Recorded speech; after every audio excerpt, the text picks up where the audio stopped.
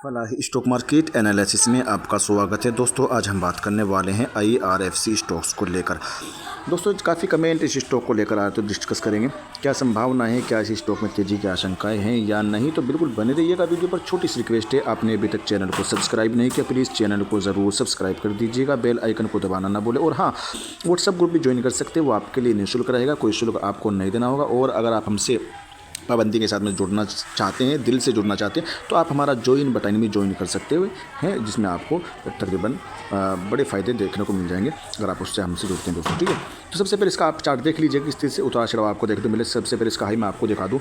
इस स्टॉक ने जो अपना हाई बना के रखा करीब करीब आपको देखने को मिल जाएगा 230 रुपये के आसपास का हाई बना के रखा है। अगर लो की अगर बात की जाए स्टॉक ने, उसके बाद में लो लगाया करीब करीब 128 रुपये या 125 रुपये के आसपास का लो लगाता हुआ नजर आया है। और फिलहाल की कंडीशन क्या नज़र आ रही है दोस्तों। ठीक है, इससे पहले सपोर्ट इसने 127 रुपये के आसपास में सपोर्ट लिया था और टारगेट इसने निकाल के करीब करीब हाई बनाया था 148 रुपये के आसपास का हाई बनाया था। उसके बाद में गिरावट होती है तो स्टॉक ने सपोर्ट लिया 134 रुपये के आसपास का, 134 से 35 रुपये के आसपास का सपोर्ट लिया। स्टॉक में आपको तेजी देखने को मिली और अब इस स्टॉक का जो है टारगेट जो रहने वाला आपका 150 रुपये के आसपास का इसका टारगेट रह सकते हैं। 145 रुपये का यहाँ से आप टारगेट लेकर चल सकते हैं। रजिस्टेंस काम करेगा इसका 148 का एक रजिस्टेंस रहेगा, मोटा मोटी समझा दो 150 का इसका एक रजिस्टेंस रहेगा। और 150 के ऊपर में अगर स्टॉक जाता है तो स्टॉक में और आपको और भी हरियाली देखने को मिल सकती है दोस्तों। ठीक है, और अगर आज इंपॉर्टेंट रहता है, अगर इस स्टॉक में आप क्लोजिंग अपसाइड की तरफ बनती है तो इस स्टॉक का रजिस्टेंस आपके लिए 150 का बहुत ही शानदार रजिस्टेंस रहेगा। 150 के ऊपर में जाने के बाद में स्टॉक में आपको अलग ही लेवल की कुछ संकेत नजर आए, अलग ही लेवल की हरियाली देखने को मिलेगी दोस्तों। ठीक है, और शानदार तेजी में देखने को मिल सकता है। तो इस स्टॉक को वॉच लिस्ट पर ऐड कर लीजिएगा। लेकिन डिस्क्लेमर ये रहेगा, बाय सेल करने की रिकमेंडेशन नहीं है, एक अपडेटेड वीडियो नॉलेज के लिए दोस्तों। ठीक है, लेकिन अगर इस स्टॉक में गिरावट होती है तो सपोर्ट भी मैं आपको साथ साथ में बता देता हूँ। सपोर्ट रहेगा इसका पहला सपोर्ट 135 रुपये का इसका सपोर्ट रहेगा। 135 रुपये से पहले ही स्टॉक आपको सपोर्ट लेता हुआ नजर आ जाएगा। और अब मुझे नहीं लगता है कि ये स्टॉक अपना नया 52 वीक लो बनाएगा, क्योंकि जितना इसको 52 वीक लो लगाना था लगा दिया, नया 52 वीक लो बनाना था जितना इसने बना दिया है, अब नया 52 वीक लो लगाने की उम्मीदें नहीं है। ये कह सकते हैं, ये उम्मीदें लगा सकते हैं कि हाँ 52 वीक हाई की तरफ चलने की तैयारी कर रहा है और 52 वीक हाई भी बनता हुआ नजर आ सकता है दोस्तों। ठीक है, जैसे कि मैं देख पा रहा हूँ तो इस स्टॉक में मेरे को थोड़ा सा अलग ही लेवल का ट्रेंड देखने को मिला है, हाई लो और यहाँ से आपको हाई भी देखने को मिल सकता है। और यही इसके टारगेट आपको आने वाले कुछ दिनों में यहाँ तक भी जाता हुआ नजर आ सकता है। ये मेरी संभावना है, बाकी खुद की रिसर्च कर लीजिएगा, बाय सेल करने की रिकमेंडेशन नहीं है दोस्तों। ठीक है, हरियालियाँ देखने को मिल सकती है अच्छी खासी। बाकी मेरे सपोर्ट आपको बता दें, सपोर्ट आपको लेकर चलना है, ये वाला सपोर्ट आपका 135 का सपोर्ट रहेगा। और फिर भी चलो दूसरा सपोर्ट अगर इसमें गिरावट है, दूसरा सपोर्ट आपके लिए रहने वाला है करीब 127 का दूसरा सपोर्ट रहने वाला है।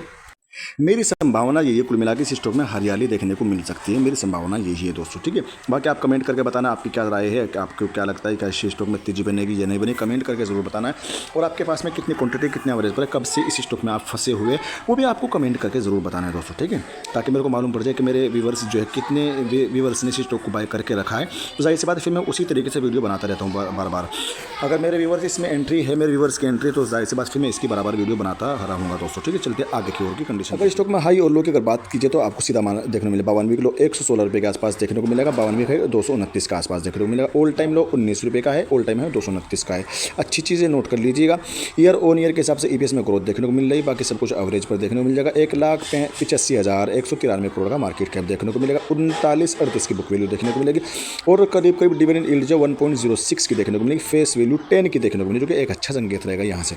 ताकत और कमजोरी की बात की जाए तो इस स्टॉक में आपको 10 ताकतें देखने को मिल जाएगी, 7 कमजोरियां हैं, एक golden chance, energy extra boost है, positive breakout, first resistance, LTP resistance 1।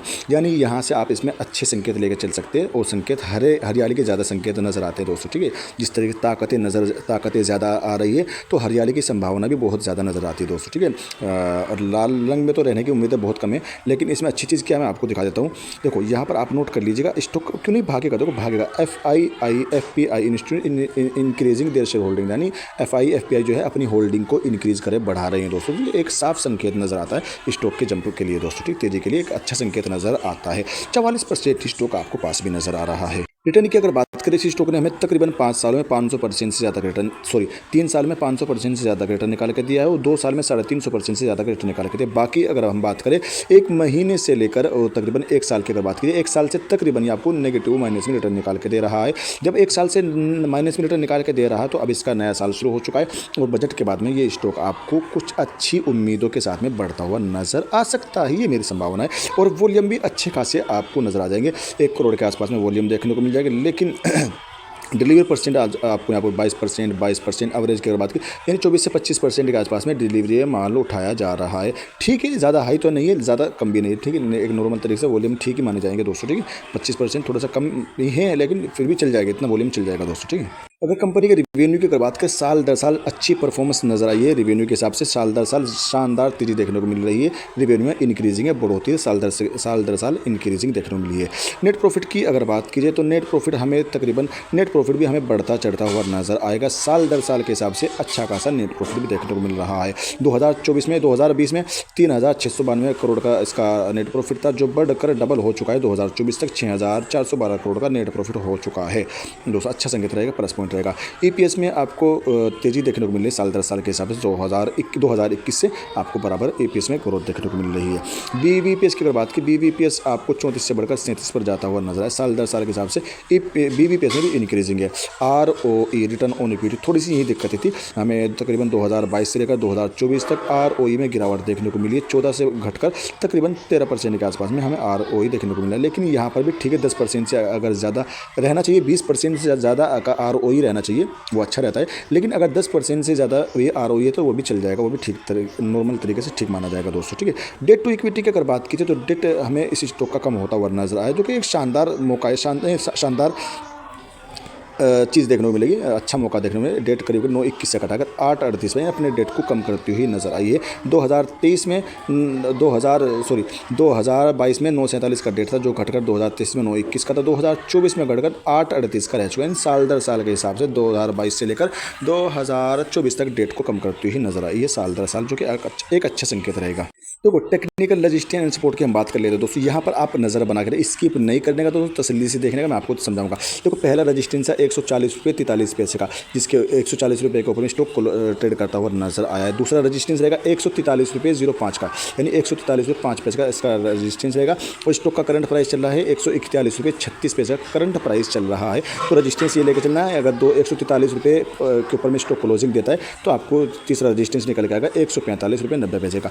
और अगर 145 रुपये 90 पैसे के ऊपर में स्टॉक क्लोजिंग देता है तो फिर इसका जो तेजी के संकेत नजर आएगा 150 के ऊपर में जाने का अच्छे संकेत नजर आएगा दोस्तों। ठीक है, अब बात कर लेते हैं सपोर्ट के। स्टॉक में गिरावट होती है, पहला सपोर्ट 134 रुपये 96 पैसे, मोटा मोटी 134 रुपये से पहले सपोर्ट लेना चाहिए अगर गिरावट होती है। और दूसरा सपोर्ट 132.11 करेगा। तीसरा सपोर्ट 129.49 करेगा, मोटा मोटी 129 रुपये से पहले इस स्टॉक को अगर गिरावट होती है हर हाल में सपोर्ट ले लेना चाहिए दोस्तों। ठीक है, अगर डील वील की बात करें तो शायद हमें कुछ बल्क डील तो देखने को नहीं मिल रही, यहाँ पर कुछ अपडेट नहीं है देखने को मिल रहा है, लेकिन फिर भी कुछ अनाउंसमेंट कंपनी ने किया वो भी देख लेते हैं दोस्तों। ठीक है, 20 जनवरी को क्वार्टरली रिजल्ट है। डिविडेंड की अगर बात करें, डिविडेंड 80 पैसे का डिविडेंड किया था 12 नवंबर 2024 को। शेयर होल्डिंग पैटर्न पर नजर डाल लेते हैं, बस इधर उधर की बात नहीं करते। शेयर होल्डिंग पैटर्न शानदार ज़बरदस्त देखने को मिल जाएगा। 86% से ज़्यादा की होल्डिंग प्रमोटर की है।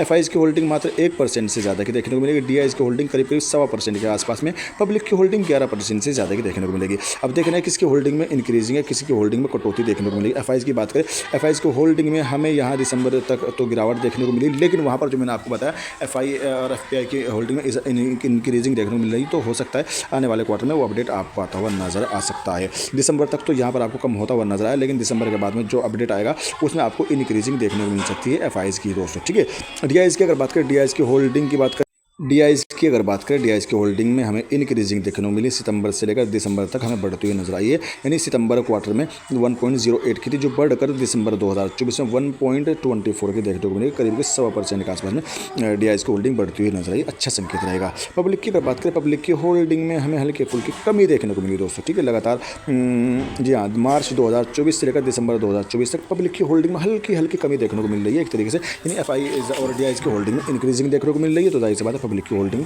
कम होती हुई नजर आएगी। तो स्टॉक तो ठीक है, कोई दिक्कत नहीं, कोई मसला नहीं। इस स्टॉक पर आप नजर बना कर रख सकते हैं, वॉच लिस्ट में ऐड करके रख सकते हैं। बाय सेल करने की रिकमेंडेशन नहीं है, मैं आपको कई बार बोल चुका हूँ। बाय सेल करने से पहले अपने फाइनेंस एडवाइजर से जरूर सलाह ले लीजिएगा। वीडियो से नॉलेज के। Thanks for watching video.